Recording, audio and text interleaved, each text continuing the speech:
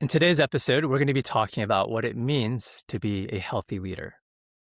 To do that, I wanted to share a quick story about my friend and mentor, Pastor Ted. Pastor Ted was the founding and lead pastor of Access Church. And about a year and a half ago, after a short bout with cancer, he passed away. Ted was a healthy leader. That came up over and over and over again as people reflected on his life and his ministry and the influence that he had on them. Ted didn't grow the church to thousands. He didn't have this huge social media following, but he loved people really well.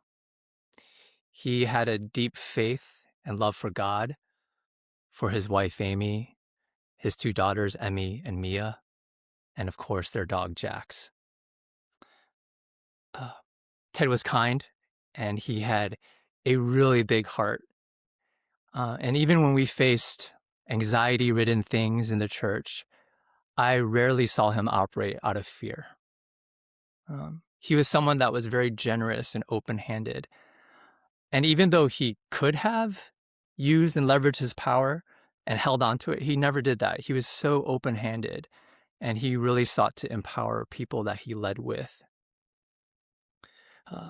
But probably the thing that I'll remember the most about Pastor Ted is that throughout our 8 years or so of working together, I shared some really hard things with him along the way.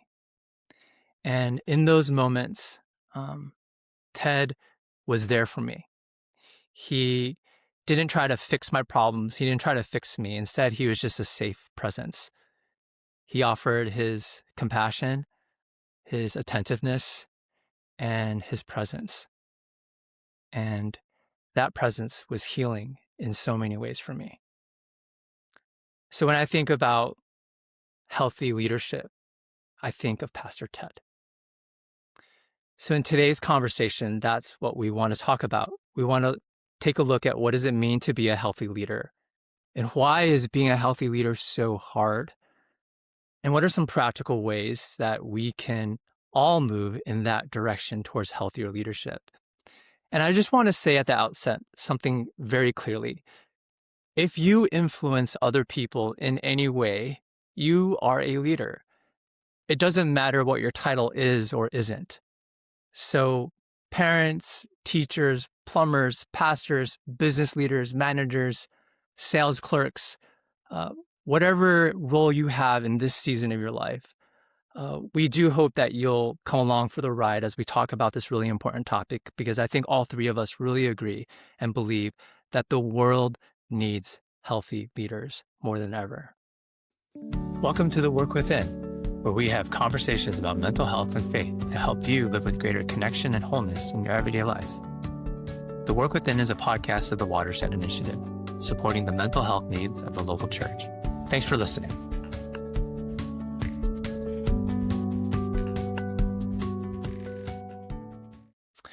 I'm your host, John Lin, and today I'm joined by my co-host, Paul McMullen, who is a licensed therapist and regular on the show, as well as a very special guest, Shannon Pugh. Hey, Shannon. Hi. So glad to have you here. Shannon serves as the Care and Mobilization Pastor at Irving Bible Church. She joined their staff team in 2014 and oversees their counseling referral ministry, special needs ministry, and hope and healing ministry. And I'm sure you oversee a lot of other stuff too. Before moving into her current role with IBC, Shannon was a special education teacher. And so she lives in the Big D, that's Dallas, in case you're not from Texas, with her husband and Frenchie pug mix Josephine. And to relax, Shannon enjoys going for walks, playing video games, and cooking for her foodie husband. Is there a particular video game that you like? I like open world RPGs and first person shooters. Can I say that on the? It's an outlet for me. Yeah. I would It's a not have guessed characteristic that. of great leaders. I don't like the super realistic stuff. It has to be kind of like cartoony, but it's an outlet. Yeah. My kids are super into Brawl Stars, Clash Royale. Do you play any of those? No, Okay. I don't do like multiplayer, all that stuff. I like to be by myself in a world that's different than this world. where you can shoot things. Where you can shoot things. Yes, absolutely. We'll talk about that in another episode sometime. Yeah, for sure. Well, Paul and I have actually had the pleasure of getting to know you and work with you through the partnership that IBC has, Irving Bible has, with Watershed Initiative. And we have so appreciated and loved your commitment to cultivating healthy leadership in your church. So we thought, hey, it'd be awesome if you could join us for this conversation. So thanks again for joining us today. Yeah, thanks for having me. Before we jump into all that stuff, just two quick invitations.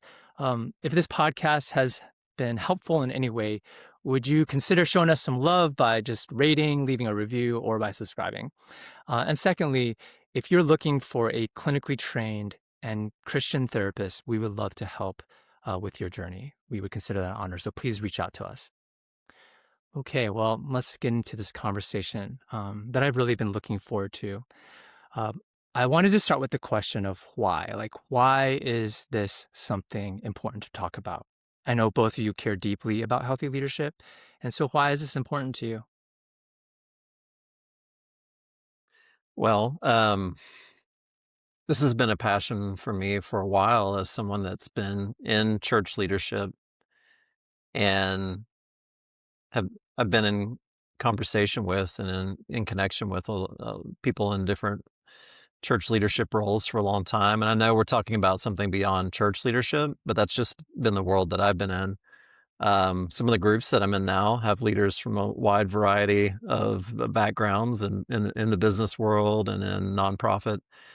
But in the church in particular, there is a sense in which leadership is something that ends up reflecting Christ, both to the community and to the world. And we're just very familiar with how often that does not reflect well. And I think there's some systemic challenges that our leaders in churches face that have not been healthy. And so it's been a burden on my heart to support leaders that are in ministry in particular, and to help them find more health, because that's a journey that I have been on for a long time. Yeah. And I'm just passionate that church leadership is not a place of unhealth, but it's a place where we're looked to as healthy leaders, and we got a long way to go before we get there. But that's where my heart is. Yeah. Yeah, I mean, I definitely come from more of a church leadership lens as well. But my first thought was just sustainability and longevity. So I would say that's more specific to ministry, because I think ministry is uniquely challenging and kind of pushes the limits of your own capacity in ways that maybe leadership in other contexts don't as much. But I would say in general also, I use the word influence. And if we have influence over people and we are not healthy, then we can do harm, like a lot of harm. So not only misrepresenting God and his character, but also like real true harm. And I think sometimes when we hear about moral failures in the church, like this is what it ties back to. Were they a healthy leader or not? And were they in a healthy leadership culture or not? Because it's individual and group culture, I would say. Yeah, that's right. I think you both alluded to this idea of how leadership, or being in a position of leadership, or being in a position of authority, it amplifies the things that are happening in your own life. And because of that influence, it's multiplicative. The impact is greater. So I was thinking about my own family system. Like, if my kids hear one of their classmates cuss, that's one thing, because it's just a peer. If they hear me cuss, oh my gosh, like dad just said a swear word, right? It's a lot bigger deal. And I remember hearing this idea that, well, healthy things grow. But the reality is unhealthy things grow too. That's why we have weeds and weed killer in our lawns and gardens, because things that we don't want to be there will multiply just as fast, if not more quickly. And so it is that just dovetails with what both of y'all are saying about the weight, the significance of leadership and why it's important. So I wanted to ask y'all, what does healthy leadership feel like? I know that's a little bit of a weird question because we can go ahead and define it, and we will. But I wanted to start with that question. What does it feel like? So if y'all want to think about a time where you were under healthy leadership and what that felt like, but I thought that might be a good way to help people lean into this conversation. So you mean like, how does it feel to me while I'm leading? Or how does it feel when you're Yeah. under healthy leadership? Yeah, let's talk about that. Like, how does it feel when you're under someone? Okay, Well, I guess if okay. you feel led to talk about it, how does it Nope, feel like I to lead don't. in a healthy way? Yeah. Yeah. I would say safe, like it feels safe. Like that's kind of a cliche answer maybe, but knowing that you can give feedback, you can try new things, you can say that didn't work for me, you can ask for things that you need, and that's not going to be punished or dismissed or invalidated, but truly taken um, and with gratitude and a desire to act on it. Mm, yeah, safety. Yeah. And I think it feels like good communication. It feels like um, leaders taking responsibility for their part, having good boundaries in that area too. I know we're going to define it a little bit more, but openness to feedback, kind of like Shannon was saying.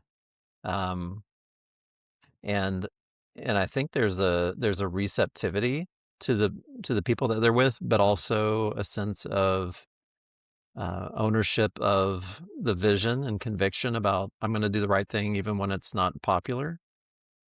So there's a lot of things that go into leadership, and I Yeah. do think it crosses boundaries between churches and other organizations. But yeah, Yeah. there's a lot.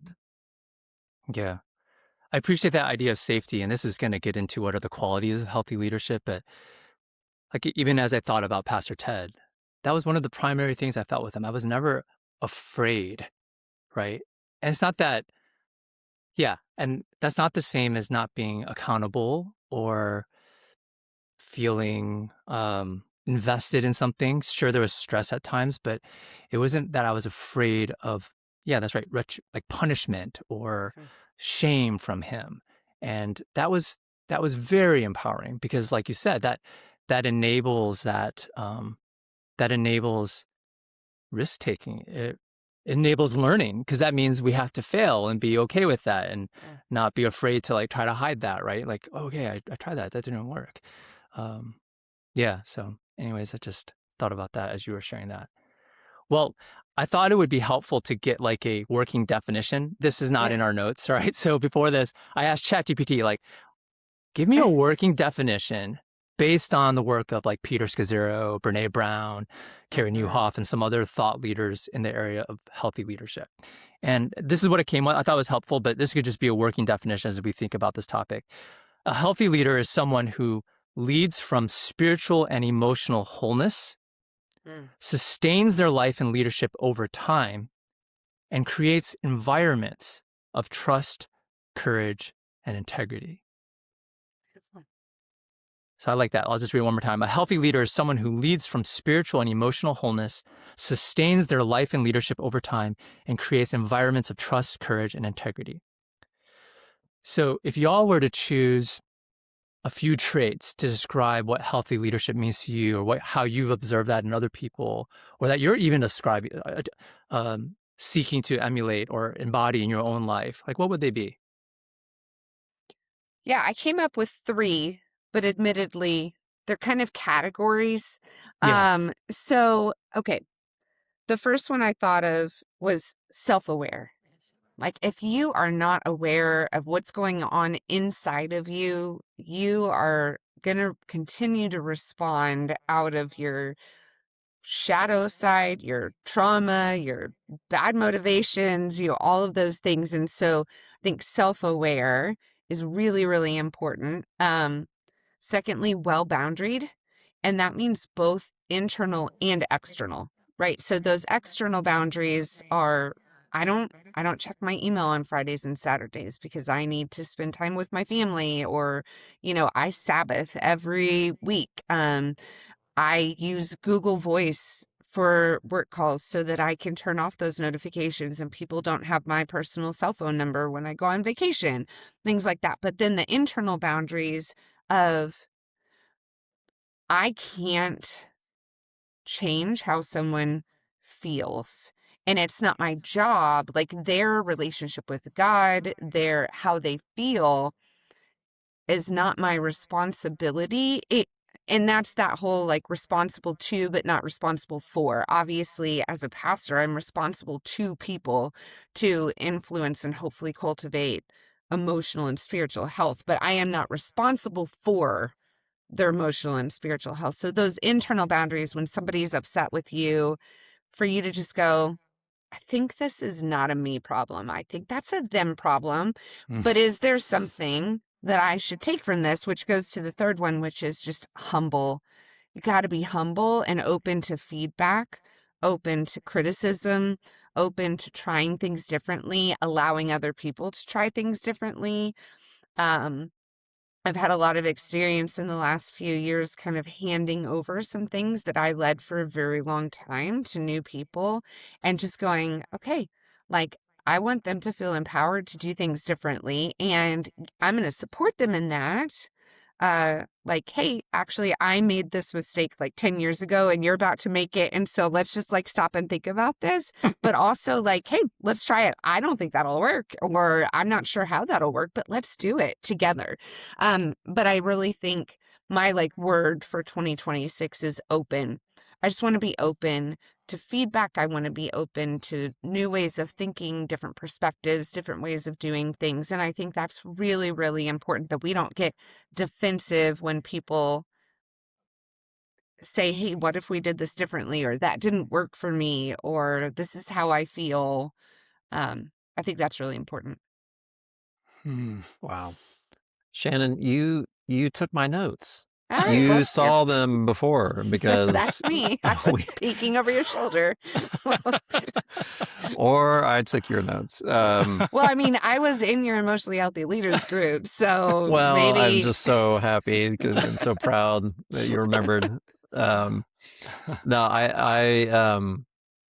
the first one on my list, and again, we're talking about leadership across the board, but I said prayerful, and that's because I want a leader that's rooted in their connection to God, that their first thought of what do I need to do in a challenging situation is to pray, which means they're slowing down and they're connecting to God. And I just think that that's a heart posture that's going to yield good fruit.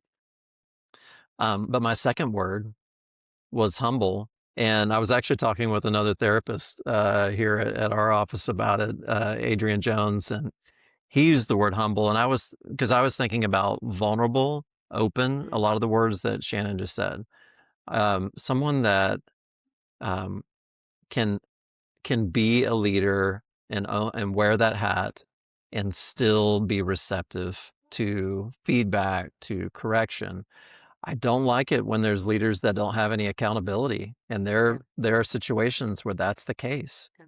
So leaders that build in accountability where there's not that, I see that as incredibly healthy, and that's a humble move.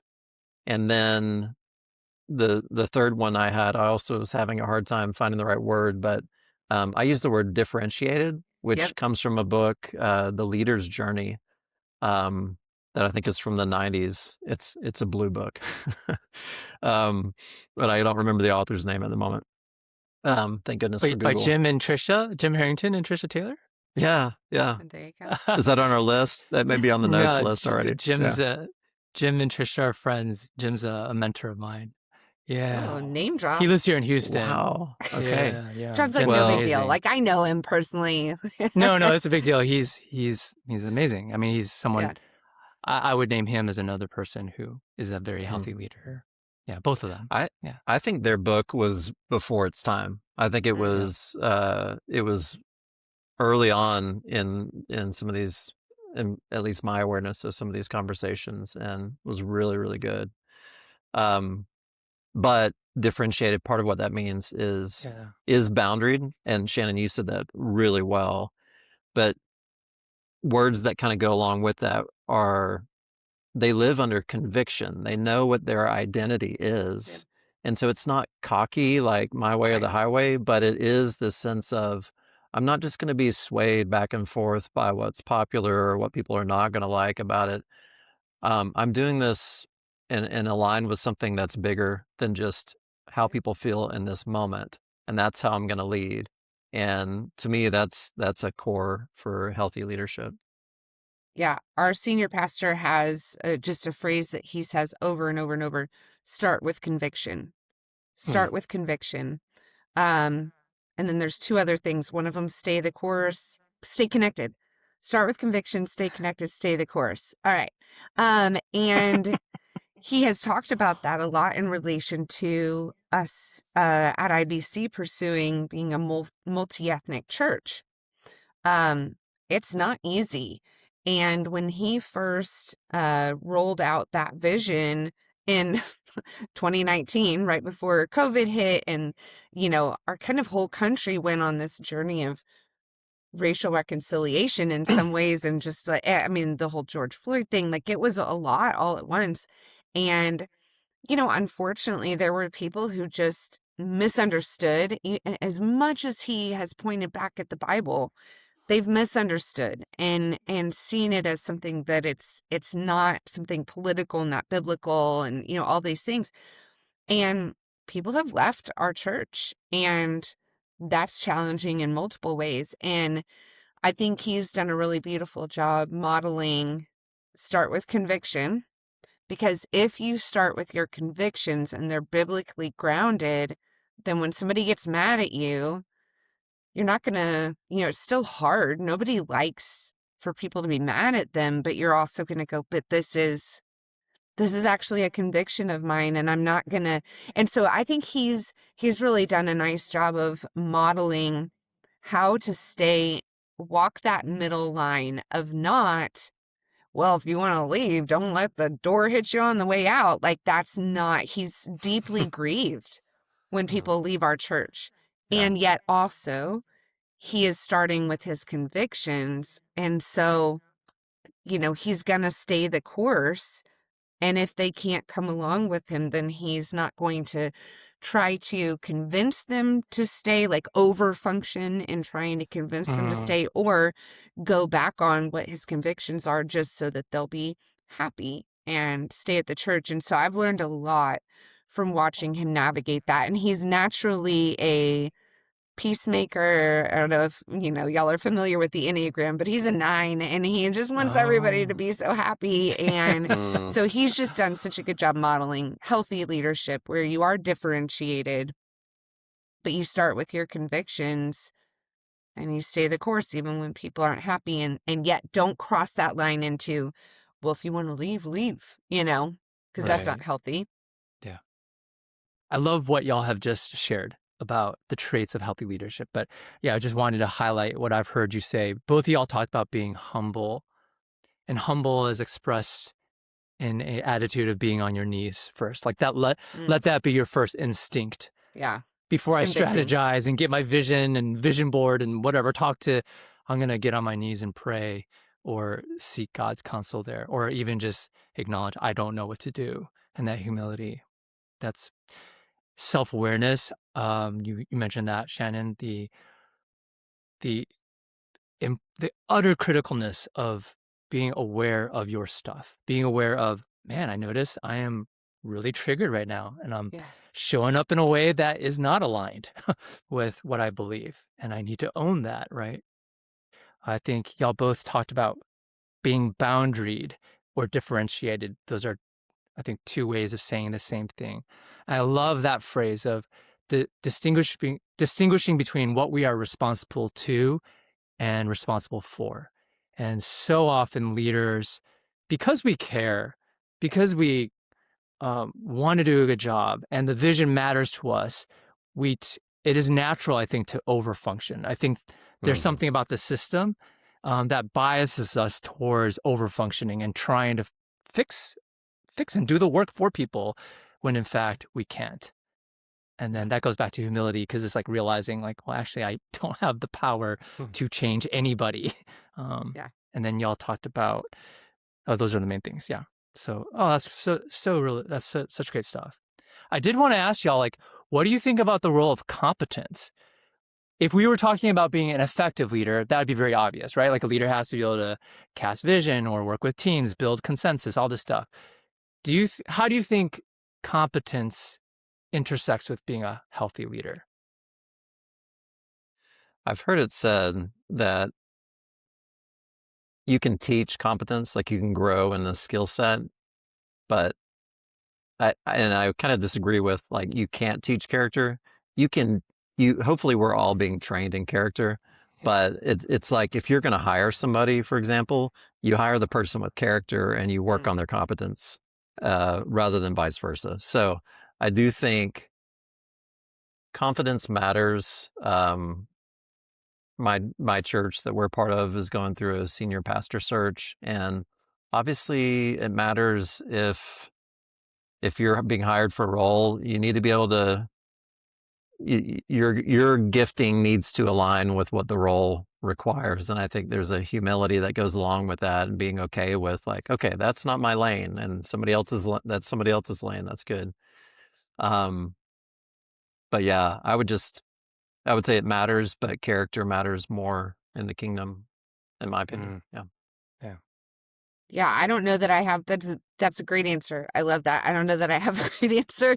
I was like, I mean, he kind of has to be like competent, but I couldn't put words to it, which is what Paul just said. Like, but if I have to choose between like the most competent person and the healthiest person, I'm going to choose the healthiest person and I'll teach them what they need to know. But obviously, like you can't hire, and it kind of depends on the role as well. Like, you can teach people something, but some stuff, part of what I oversee is our special needs ministry. And like, when I'm bringing somebody into that very specialized role, the reality is I do have to prioritize competence a little bit more because safety's on the line. So, I think it's depending on the role, maybe there's a little bit of is it 50-50? Is it 60-40, 70-30?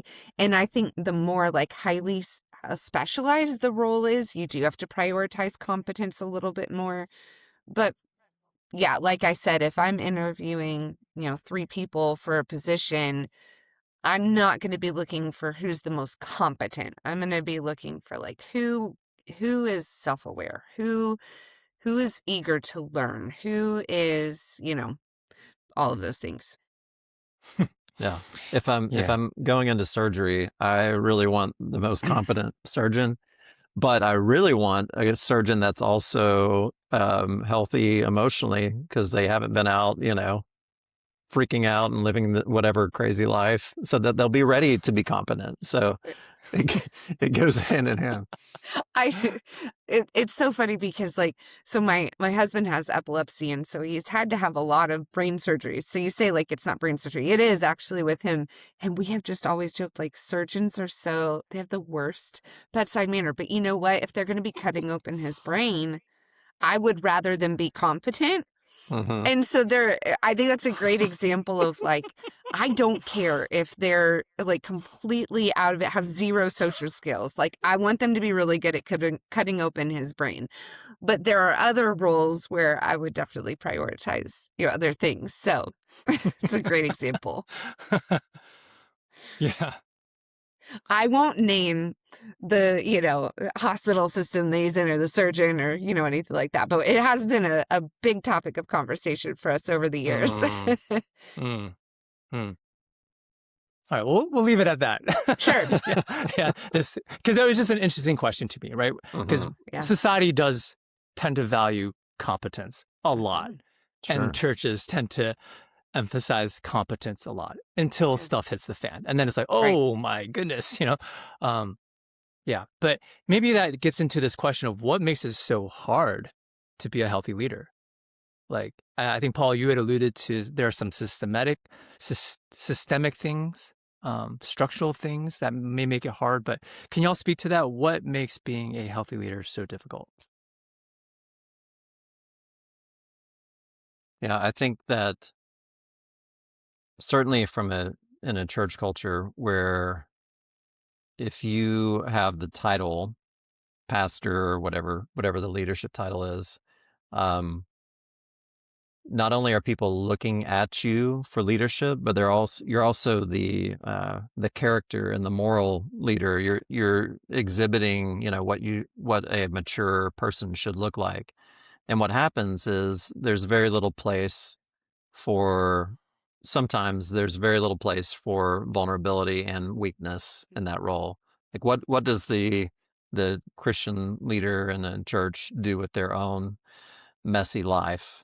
Is that hidden? Is it swept under the rug? And so often it is. So often there's no place for the messiness of life and the doubts and the fears and the stuff from my family of origin that's bubbling up because this is the first time I've been this stressed out. And Yeah. Hmm. and when there's not any place for that, bad stuff happens. And so there's this expectation that leaders in at least that culture, in the Christian American culture, have their stuff all together. Um, and again, we're talking about, do you hire for character competence? We're all in the process of being formed from glory to glory, right? Like we're all in process in our character formation, looking more and more like Christ. And that should be an expectation of what happens in a leadership culture in a church, rather than assuming you got it together as we hire you and that you're supposed to coast forward in your character. That just doesn't work. So there's more, but I want to hear what Shannon thinks too. Well, as I was thinking about this, I think it's different for every person. What makes it hard to be a healthy leader is different for every person. And I think I am a huge fan of the Enneagram because it does not focus on behavior, it focuses on motivation. So let's say you've got two leaders who struggle with people pleasing. They don't stick to their convictions when people get mad. Well, for one person, it might be because they like to just keep the peace. They don't like conflict. Conflict's scary to them. For another person, it might be that their entire sense of self-worth is based on what other people think of them, and that they only think that they're worthwhile if if they have any worth, if someone feels like they're like doing the right thing or helping them. Same with perfectionism. You could have two people, but one person, it's because they don't want other people to criticize their work and point out things. For another person, it could be all of inner criticism. Like, Hmm. I'm going to criticize myself, and that makes me feel shame. So I'm going to try to do things perfectly. And so everybody has their own, and it's not that simple. It's so complex. Everybody Hmm. has their whole own life that they are leading out of all of their experiences, the ways that they're naturally wired, the things that they've been taught, good or bad. And so that's why you have to be self-aware, because I've got to know my own shadow side and the places where I am most likely, the scenarios where I am most likely to, dip into that unhealth in order to stay, feel like I'm safe and worthwhile and not feel ashamed and all that stuff, because it really is different for every person. I think there's some things that are the same for everyone. But I actually think that's really the most important thing for me to understand, has been that motivation is really more than external circumstances and behavior. Mm. Hmm. Thanks for bringing that nuance, Shannon. I really like that. And especially drawing from the Enneagram and those core motivations Yeah. and how you use the language of shadow side, right? So all of us have a shadow side or multiple shadow sides, and we have to manage them. But the reality is each of those shadow sides gets triggered or activated or drawn out by different situations and things. And so becoming healthy requires, I guess that's the reality. There's not like a one size fits all to be a healthy leader. Yeah. There's not just a course you can take and then everyone goes through that and they're a healthy leader, popping out a healthy leader. Like, it takes a lot of work, a lot of nuance and self-understanding. But I guess it does raise the question of like, why don't more people do that? That's an assumption. Why don't more people do that? Or why would people do that? And that goes back to some of the systemic things where I think because results and outcomes and impact are more external, those can be measured, right? And there's that saying, like, what you measure is what you value, right? And so if the system is measuring those external things, then by sheer structure, leaders within those systems are rewarded to focus on the competence pieces, right? They're rewarded by focusing on the external things, not doing that internal work that no one may see, or the results of that may not be immediately apparent until things are too late, right? Yeah.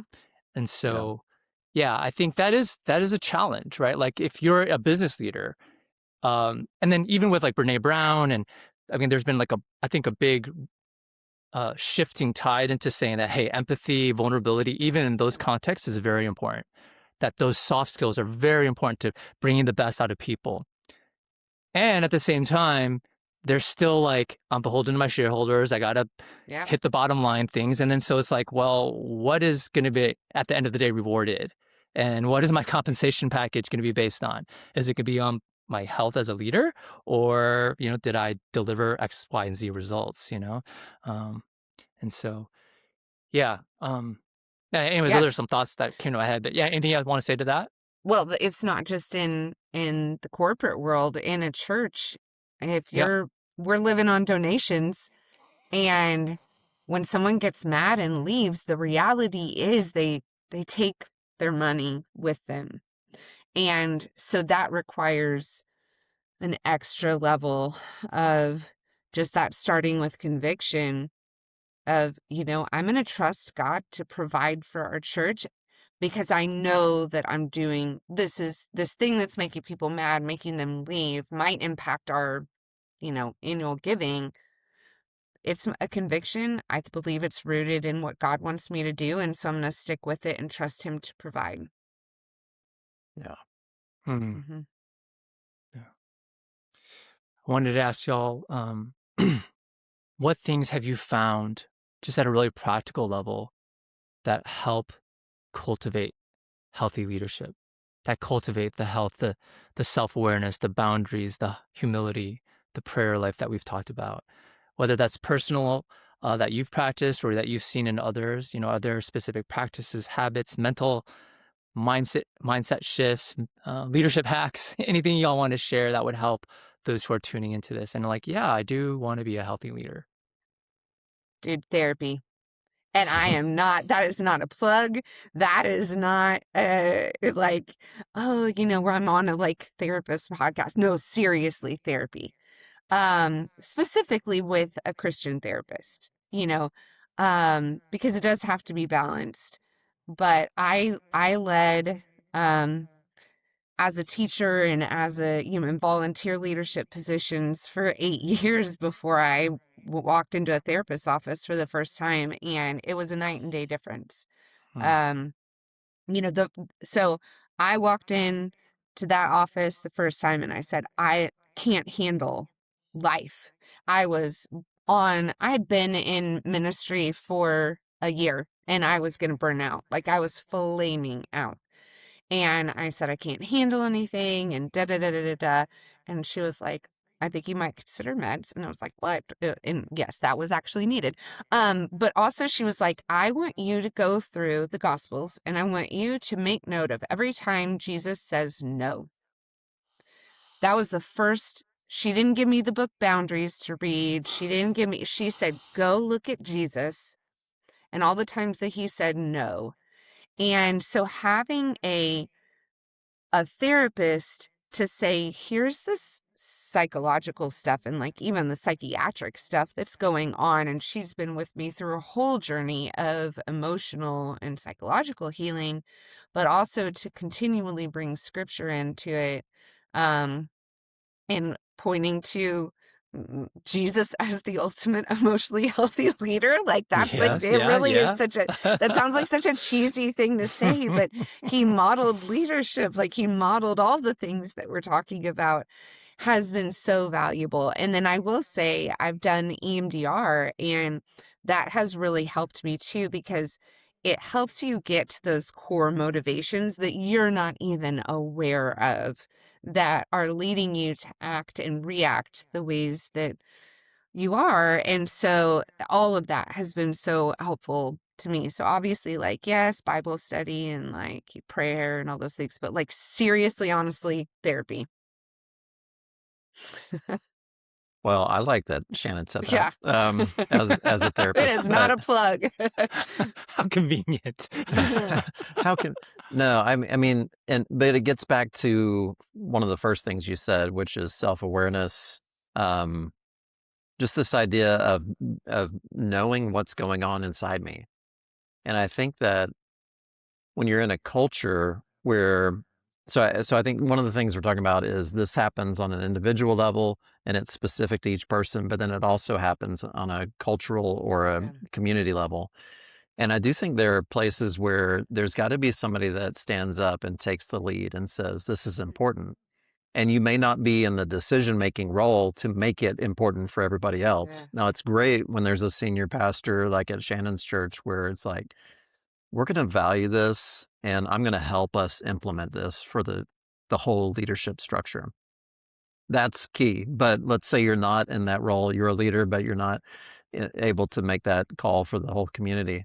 Um, I think it's about taking a step and just saying this is important, and I'm willing to be the weird one and step Hmm. out and make this Yeah. change. And I think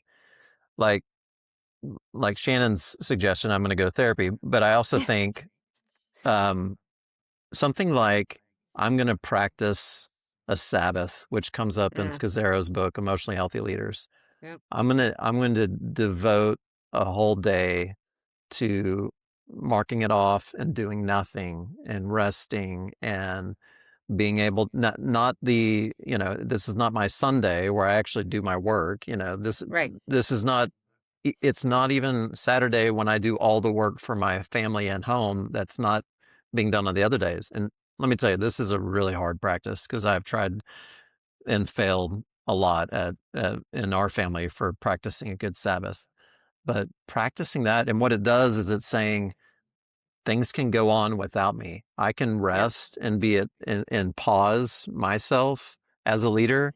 And you know what? The church, the world, God keeps Yep. holding things together, and it just kind of reorients you. So I think that's one really healthy option if you're thinking about how to take Yep. a step that way. And uh, we're familiar, the three of us are familiar with the book Emotionally Healthy Leaders. Yeah. But that some descriptions of how to do that and how to try some of those practices can be found there. Yep. Yeah. Yeah, a lot. I totally agree. Having that safe space to process with someone who has skills to help you dig deeper and grow Yeah. in that awareness, like you were saying, Shannon. I mean, that has been so fundamentally transformative for me as well. Um, and yeah, EMDR, so Yeah. helpful too. Paul, you were talking about the practice of rest and Sabbath, of being able to step away. Um, there is a reason that commandment, Jesus says, that's actually a gift for humanity, right? Yeah. Sabbath is a gift for man, not. Um, I was also thinking about the practice of authentic community. Paul, I know I've heard you mention this many times. The dangers of isolating, and the Yeah. counter to that is being in authentic community where you can truly be vulnerable with your stuff. Yeah. And that might be a therapist. I think that's some of us, there might be situations where we don't have that immediately at our disposal in our natural relationships or social relationships. And a therapist, a good, quality, safe therapist can provide that space. but there is something to be said about being in relationship with people that can Yeah. hold space for us. Right. I think even in our last episode, when we were talking about trauma, the importance of having a empathetic witness, Yeah. someone who can just be with us in our suffering, in our shame, in our confusion, and how, my gosh, that does wonders to cast light into our shadow sides, right? Yeah. Hmm. Yeah. Um, Yeah. because it's in the isolation that our shadow side gets really tormented and then the things fester. But when we, Yeah. yeah, what does bringing into light mean? It means actually being in community with trusted people. But we know that takes, there's a reason that loneliness is the epidemic. So it's not just Yeah. like you go find a friend tomorrow Right. that can Yeah. do that, right? It has to Right. be cultivated. Um, but if we could urge listeners, like, okay, maybe you're not in a crisis right now, but if you wait till that crisis happens 2 Mm-hmm. years and you have not been cultivating Mm-hmm. the community that you need to be able to go to when that happens, or the practices of Sabbath, or the therapeutic relationship where you have those tools and inner strength, then things can become a lot more compounded. Yeah. Yeah. Yeah, I wanted to add that, or just reflect on what you're saying there, John, um, by quoting something that I heard John Townsend say in one of his Mm. leadership conferences. And this is John Townsend started, his own institute and has been in leadership for a long time and co-wrote the book Boundaries. And he has in this room full of leaders, he says, the one thing I want to convince you of is leaders need to need. And he had to repeat it because we're like, leaders need to need. Okay. And again, it gets back to this idea that a leader feels like they're the one that has the answers. And Mm. it's a very healthy practice for leaders to say, oh, I am in need. I have my own needs. And I need to be able to find people that help me meet those needs. And so he That's said good. the leaders need to need. And um, his book People Fuel goes through different relational needs and nutrients, and I probably talk about them on every episode I've done with you, John. But it's just so helpful, and Mm, leaders need to practice that and model that, and recognize that for them to lead well and be healthy, yeah. that can't be done in isolation. So just along with what you were saying. Yeah. Mm. Yeah. Thanks for saying that. Yeah. It's like leaders, we think, oh, they need me to lead well. And Mm. then that leaves very little room for me to be aware of, oh my gosh, well, I have needs too. Yeah. And yeah, yeah. Well, I see that we're almost out of time. So begin to wrap up this conversation, is there anything else that you would like to say to leaders to take away from this conversation? If there was one thing that people could take away from this conversation, what would that be? My notes. Yeah. I mean, it's what we've already said. I just wrote down you got to do the internal work. Cuz you can, and here's the thing. You can lead for a while without doing the internal work.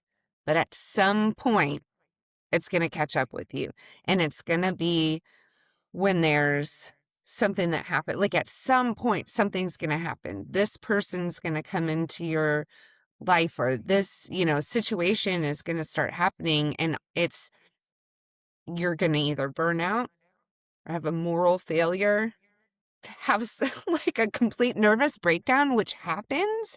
Like, you have to be doing the internal work. I love what you said about, like, do it now, don't wait, because when that thing happens, then it's going to become really clear that you didn't know that there was all this stuff going on under the surface, and that there were all these things that you needed that you didn't know that you needed. And so you weren't getting those needs met, or maybe you were, but in an unhealthy way, right? If I have a need to be valued and loved, and I'm not aware of that and pursuing healthy ways, then I'm going to be leading out of that need to be valued and loved, and that's not going to be healthy, instead of starting with my convictions even when people are unhappy with that. So that's all I would say, is just Yeah, do the work before you need it, because it'll catch up with you at some point. It really will. Mhm. That was really well said, Shannon. Um, I think that whatever each of us is doing at the time, we tend to think it's a really important thing. Like the ministry that I'm in at this time or the company I'm in at this time is really, really important. And and so our competence in that area thus needs to be, we need to be excelling in it. And I think being able to step back and say, especially from a theological lens, like who I'm becoming is really what God is concerned about. Mm, In God's kingdom mentality and economy, to use that word, what matters the most is who we're becoming mm, and sharing that with others. And so again, going back to, there's a lot of pressure, especially in our culture, to perform and have great numbers, but God's got the plan and is going to empower the mission. And so on an individual level, if we can say, I'm not I'm not the most important thing happening right here, but what's happening within me, what God is doing within me in my heart, becoming an obedient, open, humble heart that's connected with others. That's important. That's important to God. mm. And I know we were joking about this Dallas Willard quote, and I looked it up right Yeah. before we started, but Dallas Willard says, the main thing God gets out of your life is not the achievements you accomplish, it's the person you become. And I've always just thought that was so profound because it helps redirect us away from the short-term achievement oriented focus and Yeah. say, who I am is really what's going to bear a lot of fruit. And that's, when Jesus gives the parable of the seeds being scattered, it's the good soil that bears all the fruit. And so what is good soil? It's our heart. Mm, It's like our receptivity to what he wants Right. to do in our lives. mm. It's not that we're like the best at growing, other seeds. it's Yeah, Yeah. it's more about the quality that we are. So I just think that's really being good. able to step back and be okay with, God's doing something within me and will bear the fruit that needs to happen for his kingdom, and he's doing that. I'm kind of the recipient of his feeding and watering and growing. I just think that's a really good heart posture. I love Hmm. that. It's really good. Yeah. Hmm. Great stuff. Thank you for sharing. Shannon, thank you so much for sharing these thoughts, perspectives, stories, experiences. Really appreciate you. Paul, always appreciate what you Hmm. bring and the perspective you bring to these conversations. So those of you tuning in, I do hope this conversation has at least caused you to think maybe a little differently about your own leadership, your own influence. And we want to support you in your ongoing journey to be a healthy leader. So thank you so much for tuning in. And as always, may God bless you and strengthen you as you do the work. Thanks. Thanks for tuning in to The Work Within. We hope this show blessed you in some way. Please subscribe and leave us a review. Your support means a lot to us. Finally, if you're looking for a therapist, we'd love to help. Visit us at www.watershedinitiative.com to get started. For a limited time, new clients can receive 10% off their first 5 sessions of therapy by mentioning The Work Within. Join us again next time.